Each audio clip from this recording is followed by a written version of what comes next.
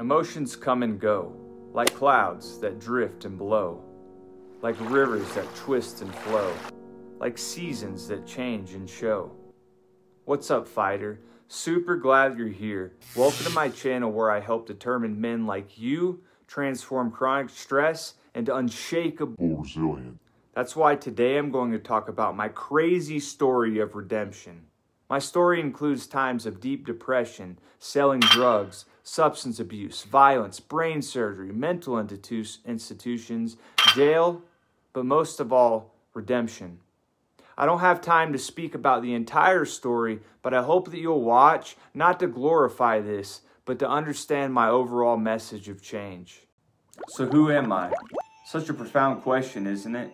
On the surface, my name's Brody Miller, soon to be Doctor of Natural Medicine, awaiting the completion of my practicum hours. But I'm also a nature enthusiast, a dog lover, dedicated husband, and entrepreneur. But even more than any of that other stuff, I'm a transformer for the way that I've transformed the negatives that life has given me. Let me take you back to a moment in time. Around 7 years ago, I experienced my first grand mal seizure, a very intense and surreal experience. Perhaps some of you all can relate. So fast forward a couple months later, neurosurgeons cut my skull open and removed the malformation. However, the path to recovery was not as simple as cut and pull.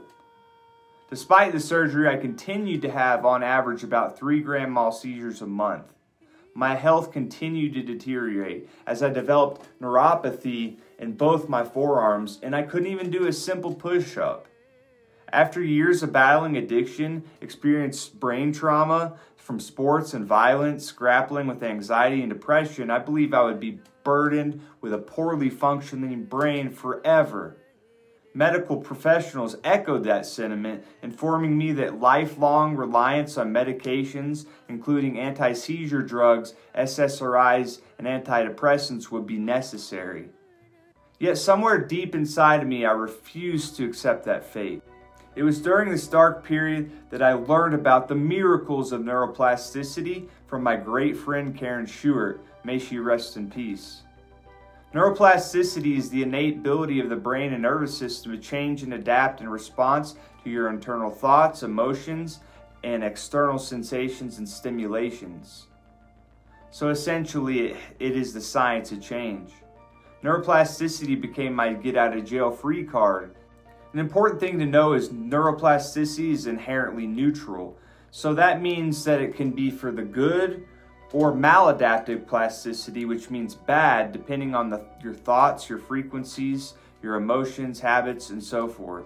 Anyway, unfortunately, in the addiction space, I've witnessed many of my friends take their own lives, either intentionally or accidentally, and it's what motivates me at a very, very deep level. And the statistics verify that after the onset of the pandemic. The latest data from the World Health Organization suggests that over 700,000 people die of suicide every year, meaning that every 40 seconds, somebody on this planet has taken their life, unfortunately. It's especially difficult on the younger generation, where another study conducted in 2021 found that over 73% of a pool of 33,000 college students reported feeling moderate to severe psychological stress, as well as a study conducted in 2022 that found that 88% of the students believe there is a severe mental health crisis going on college campuses across the United States.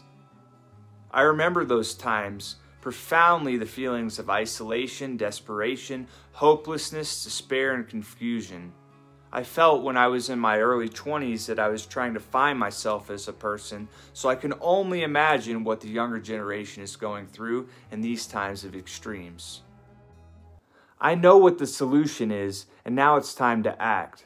So that's why I teach a series of techniques that I came up with called Neuro-Based Stress Reduction, or NBSR for short.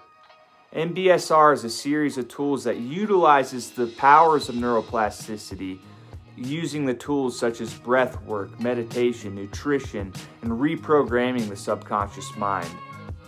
All of these methods have scientific backing, but the proof is really in the pudding with me.